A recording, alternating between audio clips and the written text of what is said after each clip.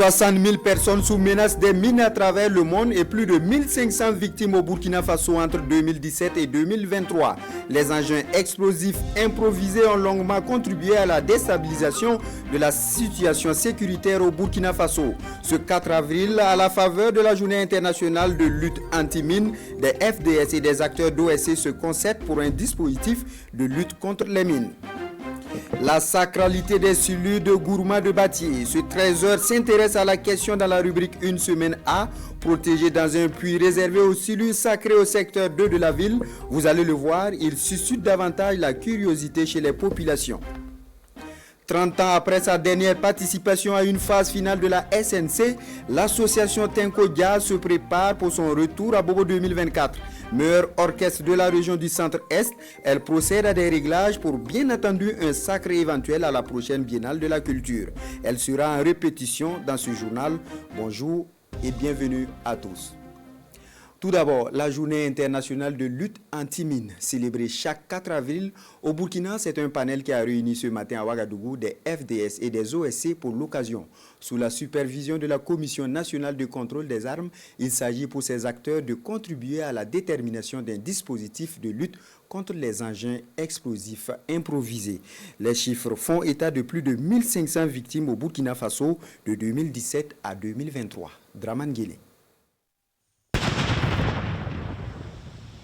Les mines, l'arme de guerre privilégiée par les terroristes. Le phénomène prend de l'ampleur à travers le monde. 60 000 personnes vivent actuellement sous menace des mines. Afin de renforcer la résilience des populations et de lutter contre les engins explosifs, les Nations Unies consacrent la journée du 4 avril à la lutte anti-mine. Au Burkina, la journée est ici célébrée à travers ce panel organisé par la Commission nationale de contrôle des armes. Que les GECHAN puissent en tout cas nous proposer des éléments concrets qui vont nous permettre en tout cas de lutter convenablement contre ces EI-là, les engins explosifs improvisés qui endeuillent nos familles tous les jours. Vous voyez, ça endeuille nos FDS, ça endeuille les civils et ça contribue à renforcer l'ampleur des dégâts de l'ennemi. Donc si nous arrivons à combattre cet élément-là, ça nous permettra d'aller de l'avant pour la lutte contre le terrorisme au Burkina Faso. Entre 2017 et 2023, 600 incidents à la mine sont enregistrés au Burkina avec plus de 1500 victimes. Dans cette commémoration, le service de lutte anti-mine des Nations Unies fait dans la sensibilisation, l'assistance aux victimes et la formation des FDS sur le traitement des engins explosifs. Donc nous donnons des formations à travers la société civile et les ONG locales pour les populations dans les communautés les plus reculées et celles qui sont souvent le plus exposées au risque des engins explosifs improvisés.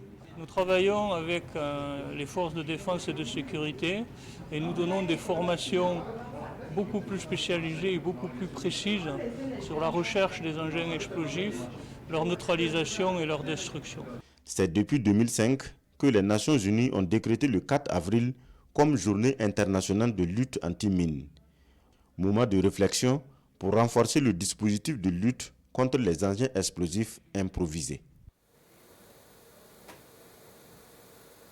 Et pour les victoires acquises sur le théâtre des opérations, les autorités de la transition, les forces combattantes reçoivent l'admiration et le soutien des populations de Séba dans le Sahel. Une marche-meeting a mobilisé la semaine dernière la jeunesse. Une occasion à l'initiative du mouvement 30 septembre. Bouma Ernest Nébié. La population dans les rues de Séba. C'est une marche selon le mouvement du 30 septembre, principal organisateur pour soutenir la transition au Burkina.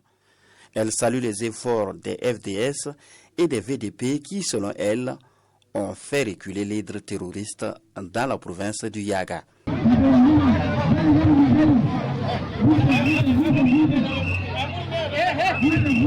Du rond-point central en passant par la gare routière et le district sanitaire de Séba, hommes, femmes, enfants sont allés témoigner leur reconnaissance au commandant du détachement militaire de Séba. Nous sommes sous votre protection. Les hommes placés sous votre commandement dans la reconquête du territoire national ne tarissent pas d'éloges à votre égard. Ils affirment que l'encadrement est de taille. Vous n'êtes pas un chef de bureau, mais plutôt un exemple en montrant ce qu'il faut faire. Les marcheurs disent être déterminés à accompagner les FDS dans la lutte contre le terrorisme car leur ambition est le retour de la paix et de la stabilité dans toute la province du Yaga. Et cet élan de solidarité au profit des veuves et orphelins des FDS tombés au front.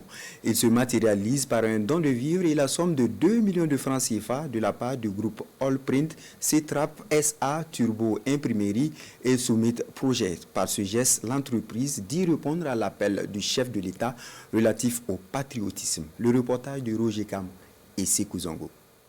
1 million de francs CFA au profit des blessés de guerre, un autre million pour alimenter le fonds de soutien patriotique et 100 sacs de 25 kg de riz remis symboliquement pour soutenir les veuves et orphelins des FDS tombés en opération. Un ensemble de dons de ce groupe de sociétés pour soulager les veuves et orphelins des FDS tombés, contribuer à la prise en charge des blessés de guerre, mais aussi participer au fonds de soutien patriotique. Notre action se veut une triple aspiration. Premièrement, c'est une réponse affirmative à un double appel. Celui de notre patrie qui est en détresse et qui appelle ses filles et ses fils à la mobilisation, à la solidarité, à l'effort de paix. C'est aussi de donner un sens pragmatique aux journées d'engagement patriotique et de participation citoyenne, période dans laquelle nous sommes. Cette initiative de ces acteurs privés participe à l'engagement patriotique, se réjouit le directeur central de l'action sociale et des blessés en opération, qui rassure par ailleurs de la bonne gestion des dons. Vous me voyez vraiment ému et content que ce groupe d'entreprises privées ait pensé à combler les vides que les éléments qui sont allés au combat ont laissés en défendant la patrie. Les épouses et les orphelins sont vraiment les premiers bénéficiaires et nous savons comment ils sont heureux quand des initiatives privées de telle envergure se font en leur direction. Convaincus qu'il n'y a pas de commerce, encore moins d'économie sans patrie, ces acteurs privés annoncent d'autres gestes les jours à venir au profit des victimes du terrorisme. À présent, le point de la conférence de presse de l'Association Jeunesse Citoyenne pour la Souveraineté. Une conférence en guise de lancement des activités de l'association lors de laquelle les membres ont procédé à la présentation de la structure, notamment ses objectifs et son élan de soutien au gouvernement de la transition. Salifou Belem et Karim Bikenga. Jeunes, leaders de divers mouvements, ils sont réunis ici pour le lancement officiel de l'Association Jeunesse Citoyenne pour la Souveraineté. Le prétexte est celui des Journées nationales d'engagement patriotique et de participation citoyenne. Cette initiative de se regrouper répond à leurs besoins d'accompagner la transition pour la souveraineté du Burkina Faso. Nous réaffirmons notre patriotisme, notre loyauté à la nation, notre unique patrie, le Faso. Nous nous érigeons en sentinelles comme des défenseurs interdits de la transition sous le leadership de notre président, le camarade Ibrahim Traoré. L'association entend travailler à l'installation de sous-comités chargés de sensibiliser les populations sur la question de la souveraineté. Selon ses premiers responsables, cette organisation se donne aussi la mission de représenter le peuple burkinabé à l'échelle nationale et internationale. Nous allons encore mettre plus de valeur à ce que le capitaine a décidé de faire et tous les Burkinabés vont se retrouver, vont se reconnaître dans le Burkina Faso et dans les esprits d'être des vrais Burkinabés. L'association Jeunesse Citoyenne pour la Souveraineté lance par ailleurs un appel aux filles et fils du Burkina Faso. Un appel à retourner aux valeurs traditionnelles. Et puis, en marge des journées d'engagement patriotique et de participation citoyenne, le ministère en charge des actions humanitaires et le Centre d'éducation et de formation professionnelle ont initié des activités de reboisement et de salubrité. Le temps est donné hier au centre en vue de transmettre aux jeunes pensionnaires des valeurs du patriotisme. Karim Bitienga. Balai en main, le premier responsable du ministère de la Solidarité, de l'Action humanitaire, de la Réconciliation nationale, du genre et de la famille donne le ton des activités de salubrité et de reboisement ici au Centre d'éducation et de formation professionnelle de Somgandé. Ces acteurs du ministère lui emboîtent le pas. On rassemble, on ramasse, on nettoie proprement. Ces activités s'inscrivent dans le cadre des journées d'engagement patriotique et de participation citoyenne. Quoi de plus normal que le choix se porte sur ce centre qui accueille des hommes en devenir. C'est pour promouvoir d'abord la conscience patriotique au sein de la population, mais également de promouvoir la participation citoyenne au sein de l'ensemble de la population, mais particulièrement au sein de la frange jeune. Et comme le centre abrite les jeunes, c'est également une occasion pour nous de leur lancer les messages afin qu'ils puissent cultiver les valeurs de civisme d'abord, de solidarité, de patriotisme et de tolérance dans notre pays. Il faut dire que tout ce qui est frange jeune a besoin de mieux comprendre ce qui est le patriotisme, à mieux comprendre en tout cas quelles sont les actions qu'il faut poser pour être un citoyen exemplaire. Maintenant que le domaine du centre est bien propre, Nandi Sommet Diallo, plante utile, un manguier est mis en terre en témoin de cette journée de reboisement. Plusieurs autres variétés de plantes fruitières seront également mises en terre. Le personnel de ce centre, le Centre d'éducation et de formation professionnelle de Somgandé, est donc invité à entretenir les plantes pour garantir un environnement sain. Dans la promotion de ces journées d'engagement patriotique, les hommes de médias sont très attendus. Pour une efficacité des journalistes sur le terrain, l'association Yelba outille ceux des Hauts-Bassins. Avec un penchant pour la culture dans son ensemble, 3 jours de formation sur la contribution de la presse à la réussite de ces journées ont débuté hier à Bobo-Dioulasso. Hassan Gourabou, Siriki Milogo et Kadouro Menki. Des journalistes à l'école de la valorisation des œuvres artistiques, littéraires et vestimentaires. Une initiative de l'association Yelba qui veut mettre à profit la presse pour la promotion du consommant local. Consommer local est très important et pour consommer local, il faut maîtriser les codes du local. C'est la raison pour laquelle nous avons estimé que les journalistes pourraient apporter leur contribution à une meilleure connaissance des œuvres artistiques, littéraires et vestimentaires. L'initiative est soutenue et encouragée par le ministère de la Communication, de la Culture, des Arts et du Tourisme, un ministère qui fonde l'espoir d'une amélioration des productions journalistiques au sortir de cette session de formation. C'est d'être assidu, de poser toutes les questions et de s'approprier ces notions-là véritablement pour avoir un rendu beaucoup plus fidèle, beaucoup plus conséquent, beaucoup plus aisé pour leurs lecteurs, leurs auditeurs et leurs téléspectateurs. La formation de Bobo-Dioulasso intervient après celle de Ouagadougou. Une formation avec comme objectif la promotion du patriotisme et de la citoyenneté. Parlant de médias, la RTB a ouvert ses portes hier au directeur général des douanes pour une visite de courtoisie et d'encouragement dans sa mission. Les locaux de la télévision, de la radiodiffusion nationale et de Télé Zénith ont été parcourus par le directeur général pour constater au mieux le travail abattu quotidiennement. Une visite en marge des activités commémoratives de la journée des douanes. Le point avec Adama Guiti et Inyar Kiteda.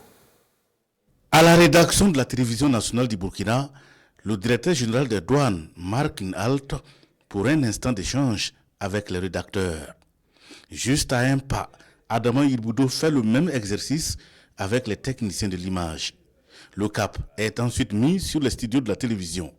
Là, des salles de montage au plateau des journaux télévisés et des productions en passant par les différentes régies et également les archives, le directeur de la télévision nationale présente toutes les spécificités de son service à son ordre du jour. Mes admirations pour le travail qui est abattu.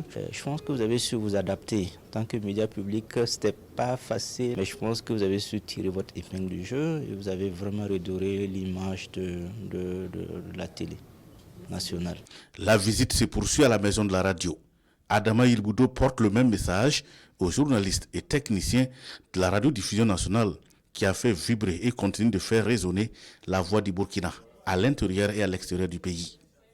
Le directeur général des douanes boucle la boucle à la RTB ici à Ouagadougou par la radio rurale et la télé Zénith.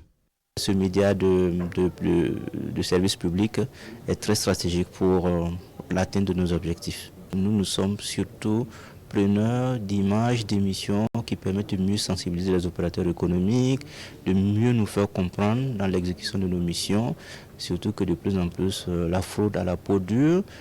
La visite entre dans le cadre de la commémoration de la Journée internationale des douanes, célébrée chaque 26 janvier de l'année. Cette année, elle est célébrée sur fond de mobilisation des partenaires historiques et stratégiques pour l'atteinte des objectifs de l'administration douanière, d'où la présente visite. La journée des traditions prévue pour chaque 15 mai enchante les traditionalistes. Ceux de Gawa s'y préparent avec à leur tête Bifaté II, chef de canton de Gawa. Une rencontre d'échange s'est tenue pour discuter de la meilleure manière de célébrer cette première journée à eux dédiée. Le point avec Sie Judikael Poda. Des cliquetis pour donner le tempo, l'accoutrement assorti, la cérémonie du bir peut commencer. Au-delà de la danse, dite de l'élégance, le bir est une cérémonie coutumière qui marque le lancement des rites et coutumes en pays Lobi. L'occasion parfaite pour parler de la journée du 15 mai. C'est un grand jour que nous avons choisi pour célébrer le 15 mai, dédié aux coutumes et aux traditions. J'appelle tous les peuples du Sud-Ouest à s'investir pour la réussite de cette journée. Le bir, c'est une fête des divinités, voilà, en pays Lobi. Voilà, une fête au cours de laquelle nous célébrons nos ancêtres, une période dans laquelle nous demandons de vraiment nous donner la guérison, le travail et même les récoltes pour que la saison soit bonne. Cette célébration entre également dans le mois du patrimoine culturel. Une double opportunité pour la journée des traditions de trouver la trajectoire de promotion parfaite. Il faut dire qu'il y a la journée du 15 mai, mais aussi le mois du patrimoine culturel. Le Sud-Ouest est une région très riche de son patrimoine culturel. Alors nous avons 7 groupes ethniques, voilà, mais au-delà d'autres communautés qui se trouvent aussi dans la région. Voilà, et la religion traditionnelle occupe aussi une place très importante. Le chef de canton de Gawa appelle au strict respect des lieux sacrés et espère que cette première journée dédiée aux us et coutumes au Burkina soit célébrée dans la cité de Bafouji.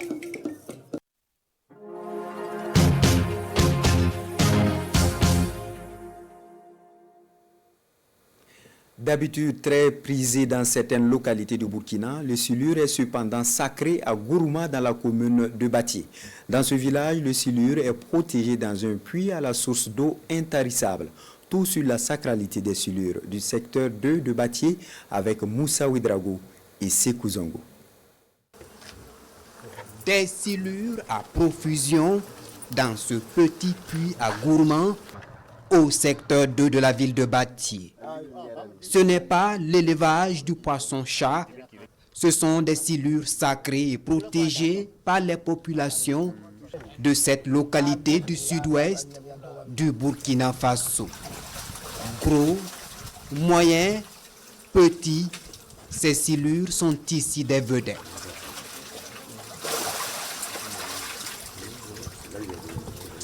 Dans leur biotope, ils n'ont aucune crainte et leur histoire est intimement liée à celle du village.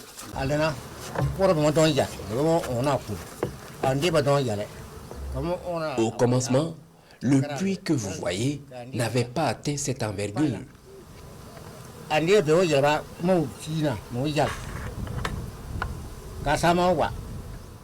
C'est avec le temps qu'il s'est agrandi, occasionnant l'arrivée des silures uniques et sacrées. Ces silures ajoutent l'arrière-cambiré, sont ainsi organisées et vivent en communauté. Comme vous pouvez le deviner, ils sont sacrés et ne doivent pas être pêchés, encore moins consommés. Tout contrevenant s'exposerait à la colère des dieux du puits sacré.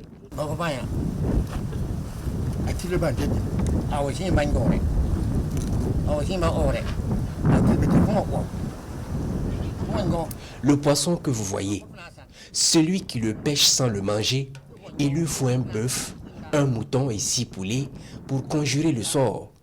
Mais celui qui ose manger ces silures, il n'y a rien à faire. C'est la mort assurée.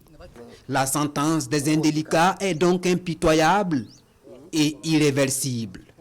Ces silures sont considérées comme les âmes du village, gardiens de la stabilité sociale et garants de l'abondance et la pérennité du puits en eau souterraine. Des faits et des mystères de ce puits aux silures sacrées, les témoignages se comptent à l'appel. Il y a un frère, il a attrapé ses poissons, amené au site d'or, vendre. Ces poissons, ça a circulé tous les sites là, parce que ça ne pouvait pas cuire et ça sortait du sang. Ils étaient obligés de larguer. Mais cette personne, c'est-à-dire ce jeune frère-là, il est décédé. Il s'est pendu.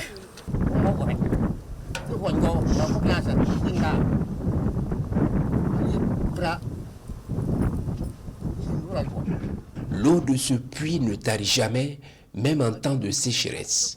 Et tenez-vous bien, lorsque la population a besoin d'eau pour ses cultures, il suffit de venir faire quelques rites et on en a plus en abondance le même jour. Et le mystère du puits, nous le vivons en live. L'un des patriarches ingurgite un silure, visiblement à court de vie. C'est une régulation naturelle dans la communauté, une manière de ne pas polluer l'environnement aquatique.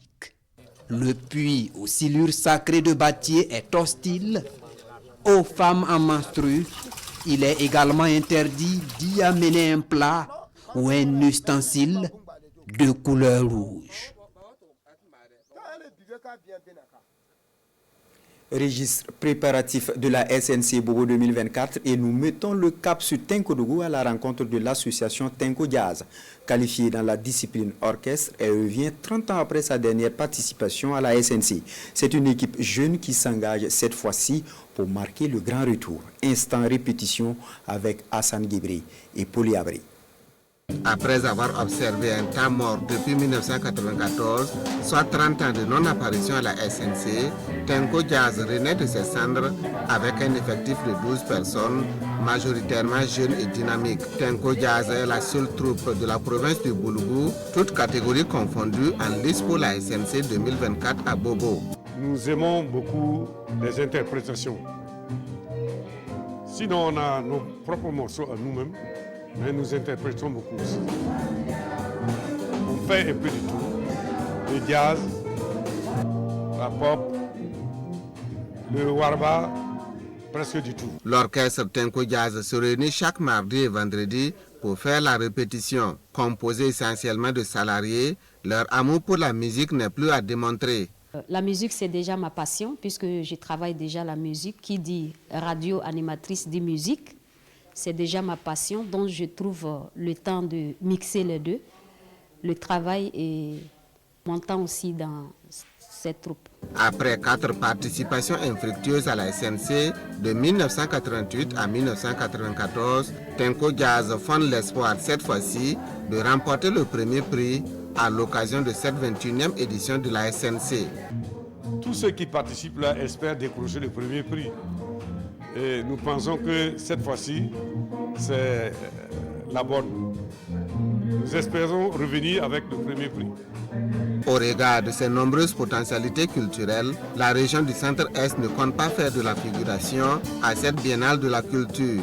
La région aura des ambassadeurs dans les disciplines telles le tir à l'arc et la lutte traditionnelle, une première dans le Centre-Est.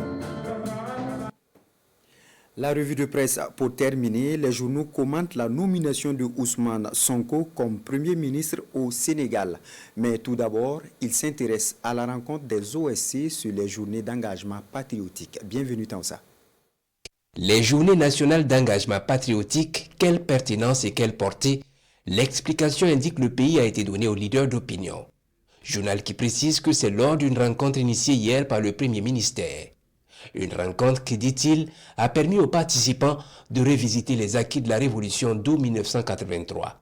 Il s'est agi, selon l'observateur Palga, de rappeler les principales leçons apprises des initiatives d'engagement patriotique et de participation citoyenne déjà menées au Burkina et dans d'autres pays africains et de proposer des actions innovantes, mais également recenser les défis liés à la durabilité des journées d'engagement patriotique et de participation citoyenne, ajoute le journal Aujourd'hui au Faso. Au Sénégal, quelques heures seulement après sa prestation de serment, le 2 avril dernier, le nouveau président Bassirou Diomaye Faye a nommé son premier ministre en la personne de Ousmane Sonko, son compagnon de lutte. C'est le constat du journal Le Pays. Les choses étant allées très vite selon l'observateur Palga, c'est la preuve que tout est urgent et qu'il n'y a pas un seul instant à perdre pour les autorités sénégalaises. Ousmane Sonko à la primature, cela ne paraît guère surprenant au journal Aujourd'hui au Faso. Avec le tandem Faye-Sonko au Sénégal, c'est une nouvelle ère qui s'ouvre au pays de la Teranga, dicte le journal Le Pays. Au moment où le Sénégal est suspendu aux lèvres de Ousmane Sonko, qui va-t-il désigner pour accompagner la dynamique de changement systématique? On s'arrête ici pour ce 13h. Merci de nous avoir suivis et bonne suite de programme à tous.